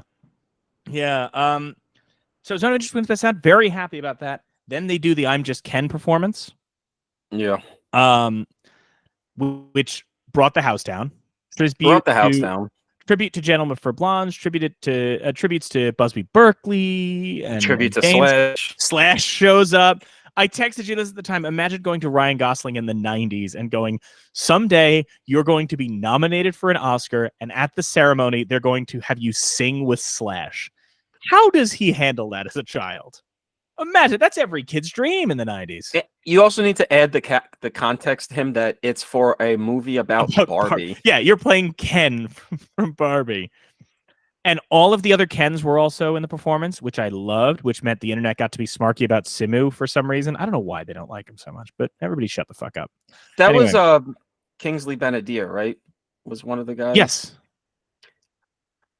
Gotta say, must be a little weird for him to have a movie out that's making a ton of money, but then have to be like a backup guy in the middle of a bit that's just like everyone's loving, but nobody kind of really recognizes that you're a part of. And Doctor Who's up there too. The new Doctor Who is the guy from Sex Education. I don't know any of those words. All right, well, never mind. I'm not even going. And okay, so then Cynthia Erivo and Ariana Grande come out to promote Wicked and also present some awards. And America got to go. Why does Ariana Grande talk like that? When did this become your voice? You've never talked like this before. My friend put it. My friend, if anybody watches or listens to the show, Anthony texted saying, "Why does Ariana Grande always look like she's 12 and 30?" and I responded with, "She looks like she goes to restaurants and orders chicken nuggets." They gave best score to Oppenheimer, which fine. I'm not mad about that. I'm very happy about that. Sure. But then they give best original after I'm just Can't Bring Down the House. They give best original song to Billie Eilish and her brother. Sure. For What Was I Made For? And then they come up to accept the award, an award that a lot of us knew they were going to get. Again, the Eilish Industrial Complex has been working very hard for this. And then they get up and they seem ill-prepared to give the speech. It's very messy. And I think that's, how do I put this? This is something we saw later that night with Emma too. This is the thing. I think if you are winning an Oscar, and you are winning an Oscar not for the first time, right? I'm not saying you always need to be gracious or anything like that, but you have to understand, like, if you're in a category where somebody could be a first-time winner, and instead you're winning your second Oscar, especially in a short span of time, there's a delicate balance to how you need to receive that award. And I think getting up there and seeming like you didn't really care or that you weren't really prepared for this feels weird, right? Because at a certain point, and I don't mean this to even be overly critical, but like when, Billie Eilish and her brother up there just kind of going like, well, thanks to my music teacher, you didn't like me, but this, and they're giggling. There's a part of your brain that kind of goes like, why are we foisting so much of this on a child? And I don't mean this to be, diminishing, but there is a thing of like, because they made a big deal out of like, you'll be the first consecutive Oscar wins for somebody under 30 or whatever, which again, like that's sure. But like, if we're all boosting them up that way, that's how it's going to go. But it was this thing of like, it almost gave this vibe like, why are we foisting this on you? Why let this kid just be happy for a minute? Why are we doing this? But they win original song and the energy starts to go out of the room a bit, I think. She is the Roman Reigns of music. She just keeps winning things and everyone just is always just like, I guess she's winning again. All right. Like, we're not going to get mad at this point. This is kind of what we expect, but. And listen, I'm not going. Can't we just let Gosling finish his story? And listen, I'm not going to say anything that is going to get anybody in trouble, right? Let's not get anyone in trouble. But you and I both know people who, we both know people in this crazy industry that we all inhabit who have certainly brought to light some of the artifice of that entire thing, that entire industry built around this person that I think affects our view a bit. And I don't think that's, nothing actionable or cancelable or anything like that. But just, you hear stories and you kind of go like, all right, the authenticity isn't quite as strong as I thought. But after that, after the bummer that is that song win, we then go into the bummer that is the In Memoriam. Which they kind of don't want us to feel like is a bummer. Yeah, that's insane. I mean, look, I did like them starting it off with Alexei Navalny. Yeah, that was the right structural move. Yeah, obviously. It started with the right structural move, and then it ended weird. It started just blasting like 1,000 names on the screen at the end was like, well, that feels disingenuous because I'm and like, discourteous. I'm sitting here and I'm saying to my significant other, I'm like, who's going to get the last slot, right? They always like who gets the last slot in the in memoriam. It's an interesting choice, and they opted for what if instead it looks like the Vietnam Memorial? What if instead it's just a list of names on a black screen? Like, Who what? actually got the last like actual like solo slot? Was it? I It wasn't didn't Roundtree, notice. right? No, it was not. No, Roundtree was early on. I didn't notice who got it actually, and I don't know if anybody's posted the order, but yeah, it was bizarre. I don't get like with the in memoriam.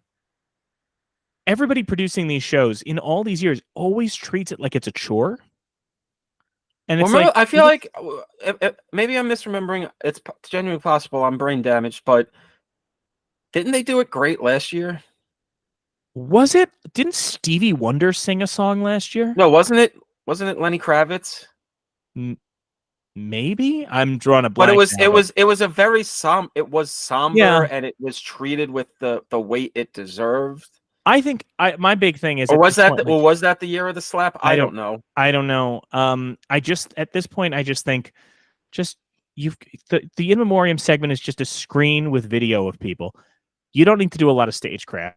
Just show us the screen. Fucking Just make the seriously. screen part of the feed. I don't need dancers. I don't need to see Andrea Bocelli rise up out of the stage. I don't need just show me the clips of the people who passed away, because otherwise it's just weird. It's just weird. Then And after again, that, yeah, I know it's not fair, but maybe think this is one of those cases where we joke all the time that some of these places need people that are a little internet poisoned to maybe remind someone like a lot of people are going to think about Step Brothers when you use this song. yeah. And you maybe don't want that during an in memoriam. So then they move on to Best Actor, and we didn't know that things were going to take a turn.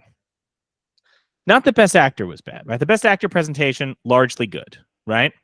Yeah. I enjoyed Nick Cage doing his jokes, all of that. Cillian Murphy wins Best Actor. Everybody's happy for him, He goes up. Literally Yeah. everybody was happy. Yeah, he goes up, he accepts his award. Good for him. Great. Happy. Then Spielberg comes out to present director. I did see someone tweet. I can't remember who it was, but somebody's tweeted that when Cillian said, I'm just a proud Irishman up here, that it felt like he was going to build to something and then stopped. And you just go, I want. There are two avenues he could have been building up to by mentioning his Irish heritage. I wonder which way he was going. Maybe he would have found a way to do them both. A temporal pincer movement, if you will. I did a film called The Wind That Shakes the Barley, and we were never totally clear on what politics I agreed with in that film. So now's my time to tell you. Anyway, then Down with South Island. Spielberg comes out. Spielberg comes out, and I misheard the announcer. And I thought I heard them say he was coming out to present Best Picture. They said something about Best Picture or something, and I thought they said he's coming to present Best Picture, and I literally grabbed the couch. I was so afraid. I'm literally saying, did they say picture? Is he doing picture? Are they doing picture before actress? Are they doing picture before act? I'm like freaking out. And my significant other next to me had to go like, the envelope says director. Don't the envelope. And she was like in a calming voice, like I was a startled horse, just shh, it's director. Shh, shh. Because I really did I got such flashbacks to the train station. I'm like, are you about to fuck this up? Listen, I also just based on that interaction you and her had and just knowing you guys for all these years, I have to say it. I don't know if I've ever said it to you guys, probably because the movie's only like 4 or 5 months old, but you guys really do have Ernest and Molly energy. I don't want to interrogate that any further. I don't.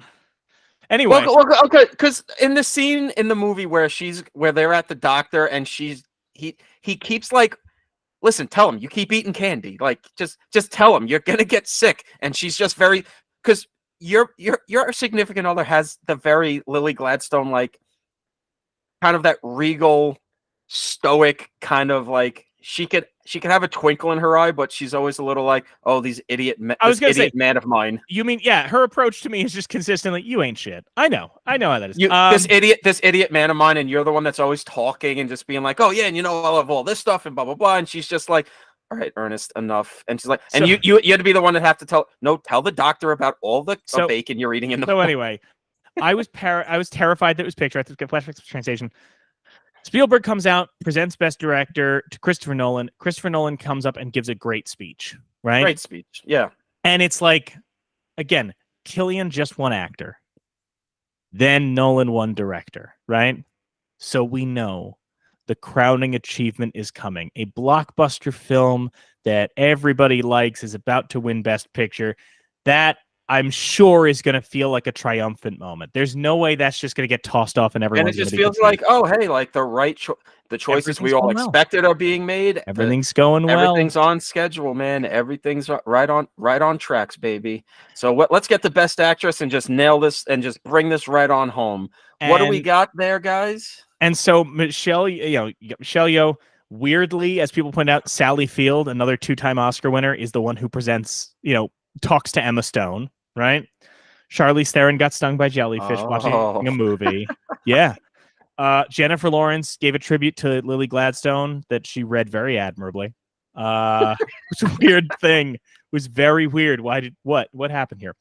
Anyway, then Michelle Yeoh reads Emma Stone, and we see everybody else kind of applaud, and Emma Stone's face is horrified.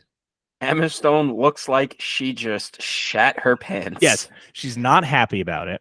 She is displeased. She can see the discourse coming from a mile away. Some people online have claimed that she genuinely didn't have a speech prepared. She gets up and tries to pull off. People have compared it to Sean Penn winning for Milk, another 2-time winner. Sean Penn winning for Milk and then having to get him and go, Mickey Rourke, I share this with you. My brother. Yeah, right? Like, so Emma Stone wins Best Actress, and the energy in the room is fucking gone. Especially because the Oscars had kept talking and emphasizing, like, could Lily Gladstone make history tonight? And it's like, I feel like we're also like an added, like, embarrassing element to the whole thing is her dress is broken. Yep. And she has to.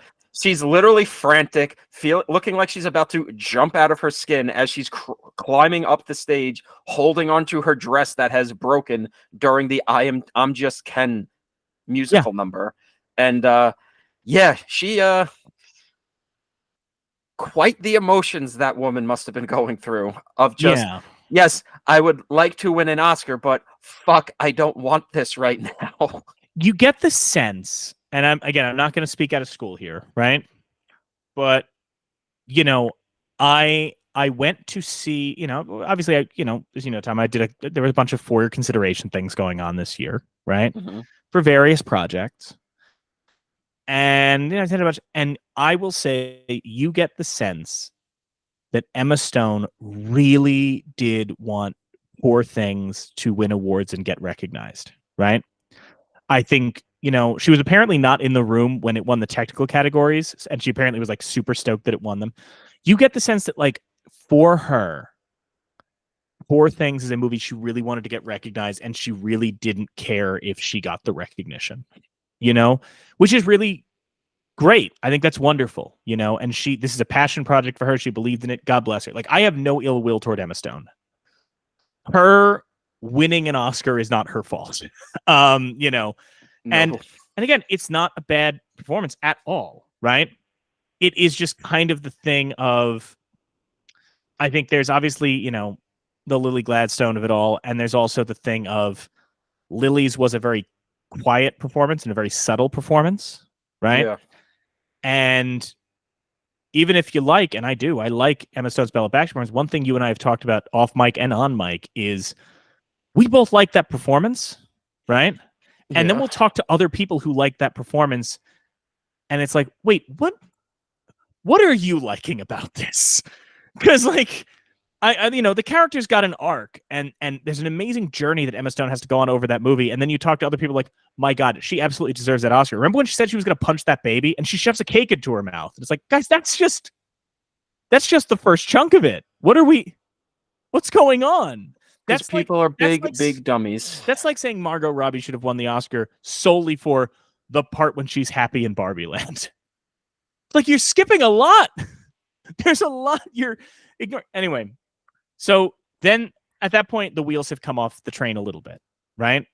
But listen, we can get it back on track and make things. There can be a smooth ending. Absolutely, a happy ending, if you will. There can be, there have been Oscars that have had wins that we didn't like, right? Ones that suck the energy out of the room. 2018 is a perfect example, right? I mean, obviously nobody liked Green Book winning Best Picture, but at least the presentation was strong. But like, Rami Malek wins Bohemian Rhapsody over Bradley Cooper for A Star Is Born, and we go, boo. It's not the best, but okay, we can move on. Keep the energy going. So then Al Pacino comes out, and as I texted you, starts rambling like an old Italian grandpa. Just this 80-year-old Italian slut. Oh, I should note, by the way, the one thing I will give Kimmel props for an improv was Emma Stone wins Best Actress. He did, to his credit, tried to recover with a joke. What was his joke? He walked out and Emma Stone's leaving and he goes, somebody do me a favor, just tear up that envelope because we got picture coming up and I don't want anybody getting confused because of the La La Land Emma Stone envelope. Yeah. So, listen, it was an attempt, right? It was an attempt to recover. And, it is what it is, right? Yes. So then Pacino, I have my notes here where I note, Pacino is rambling like an Italian grandpa, quote, and my eyes see Oppenheimer. What a weird ending. All the energy gets sucked out of the room. Suddenly it feels like the train station. Like immediately it was the train station for me. Which is our gold standard for terrible. Because again, the thing about like, so he opens the envelope and then just goes, my eyes see Oppenheimer. And especially, I think truly because Emma Stone had just won Best Actress and Kimmel made the joke about the envelope, you did feel the entire, nobody even cheered yet because the whole room was like, but is it Oppenheimer? You can't really actually just like say everyone that. was waiting to see if he had an elder moment. My eyes see Oppenheimer. Okay, can someone double check? See Oppenheimer. Can someone else go out and check? Can we get a second reader out there? Oh man, that was just honestly, that was so perfect. It was perfect. It was amazing. It was so bad. I mean, especially just because it really was just the kind of like, yeah, it's Oppenheimer. Oppenheimer won. What were you expecting something else? See, I wanted to feel happy. I wanted to feel like overjoyed. I feel like I wanted that because you just mentioned like it was a top grossing Best Picture winner, right? It was a big fucking win, and I think, when Parasite won, right? And Jane Fonda presented Parasite, she nailed it. She nailed that delivery, and we all felt jubilant, right? You really liked Oppenheimer. It was your number one movie, all of that. You really enjoyed Oppenheimer, right? Do you not a little bit wish that when it won Best Picture, it had the energy that makes you want to pump your fist instead of the energy that makes you go, oh, good. You know what I'm saying? Yeah, I get it, but at the same time, it was funny. it was just, I love the mess. Like, I'm sorry, I love the mess. That's why, like, I cackled when Lily lost because I knew it was gonna make people crazy. So and, Oppenheimer, and Al just being an old burnt out guinea whore. That's Oppenheimer. Yeah, so Oppenheimer impotently won Best Picture, which is the only way to describe it. That was just, that was just funny. That was so fucking funny. Like, I'm sorry. I know it was objectively a bad way to end the show, but fuck, that was... Because so then it really felt, again, akin to, and it was having Kimmel there again, right? It was having Kimmel there again where, like, and this isn't nearly as bad as, like, the La La Land fuck-up or anything, but it's having Kimmel there again and him again having to kind of be like, I guess I have to try and pull this energy back up. And there he is. We cut to a wide shot of the Oppenheimer crew on stage, and Kimmel kind of being like, and then they ended early too. That's the crazy thing, where it was like, we still got a couple minutes, but good night, everybody. And then we end on the shot of Messi pissing on Matt Damon's star, which makes me happy. Good bit. It's a good bit. You know, I'm fine with the Kimmel Matt Damon bit. I'm never mad at it, and we like seeing Messi. But all in all, weird ending for an otherwise ending. decent ceremony. Like, high watermark for me is still like, obviously the energy last year was very good, and 2019 is still maybe the best. Yeah. Of recent memory is 2019. I hope they learn the right lessons from this. They won't. And also, I hope maybe, I'm not saying the Academy needs to fix its voting branch, but something's going on. Maybe something's got to give. Maybe figure that out, because like people pointed out last year, this didn't match the BAFTAs at all, and this year all 8 categories went the BAFTA way, and we don't want to go the BAFTA way. We don't want to go the BAFTA way, because let's not get into it. Point is, that's our. Unless you have more to add, Tom, I think that's our Oscars live stream. I don't know. I feel like you forgot that you're in charge. Am I in charge? I don't know. You control this when this is done. I don't know. I mean, I don't really have anything else to add. Folks, if you watched this, our first season of our show, or fourth season of our show, is starting up. If you're watching this live this Thursday, you'll be able to hear us talk about Double Indemnity with Phil Iskov. It's going to be available on your podcast feeds and on the YouTube channel. And I definitely already have all the editing done. I definitely don't still need to do it. Yeah, we're going to get up in all your holes. And we'll be here. We'll be wherever you find us. I guess, Tom, closing thoughts. Okay, here's what I'll say. I think we should wrap it up. Okay. All right. What was your favorite surprise of the night? Be it presenter, be it what won something, your most pleasant surprise, and what of all the wins, even if you don't have a strong feeling, what of all the wins is the one that's the biggest kind of bummer to you? Well, I guess the most pleasant surprise was Barb losing production design, because that was just so fucking funny. And then, I guess the biggest bummer was Lily, even though, I love the mess of it all and everything, because I want to see everybody be piss babies online about it. But, she should have won. It would have been a nice thing. Because otherwise, honestly, it really all went the way it really kind of should have, to be honest. I mean, even in the screenplay categories where I wouldn't have picked either of those movies. It's not like it went to the worst movie in the category. It's like, all right, that's good. Anatomy of a Fall's too long. They could have trimmed it. American Fiction's ending was a little kind of shit, but whatever. The rest of it's it was fine. It was all fine, because even Lily losing, Emma was great. It's like when Vincent Cassell got robbed by Danny Ocean in Ocean's 12. It's like, hey, I can't be mad that because I feel like everybody needs to kind of put this into perspective. It could have been Annette Bening. Yeah, Annette Bening could have taken it from Lily Gladstone. I feel like, can I tell you though? I feel like Annette Bening winning would have shocked us all so much we may not have felt mad. You know what I mean? I think. No! People would have been fucking furious that a movie that doesn't exist by an old actress who's got her fucking laurels. Well, but she never won an Oscar. She never won an Oscar, but she's a well-loved. She never won. But that nobody would have given a shit, because Nyad doesn't exist. We didn't hate the movie. We thought it was a solid little flick, but it doesn't exist. I'll say this: Netflix movie. I will stand by this though. I would have loved to have seen the reaction if Sandra Hüller had won.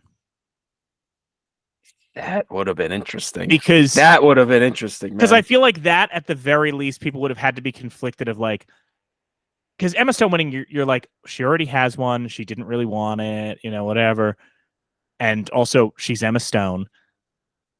But if Sandra Hüller had somehow pulled off a win, I feel like people online would have spent weeks just trying to break down what happened here.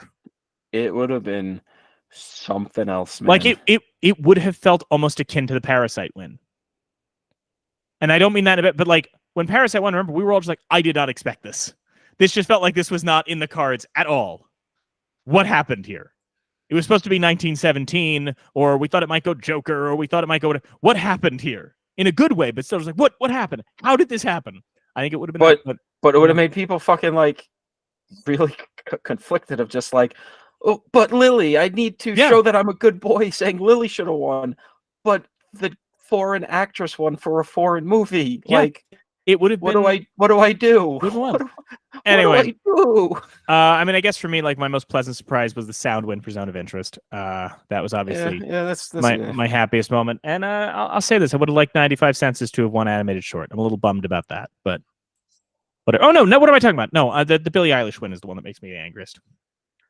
And the Eilish Industrial Complex. End it. Yeah. Roman Reigns of music. Well, everybody, thank you so much for joining us. Please check out the show, subscribe to the YouTube channel, do whatever you want to do. This was fun. We're going to be doing YouTube exclusives every month that Tom is in charge of, which means who knows if they're going to happen. And now here's the fun part, guys. This is our first ever time with Tom in charge of a live stream. So let's see if Tom figures out how to end the live stream, or are we just stuck here live? All right. Bye, fuckers.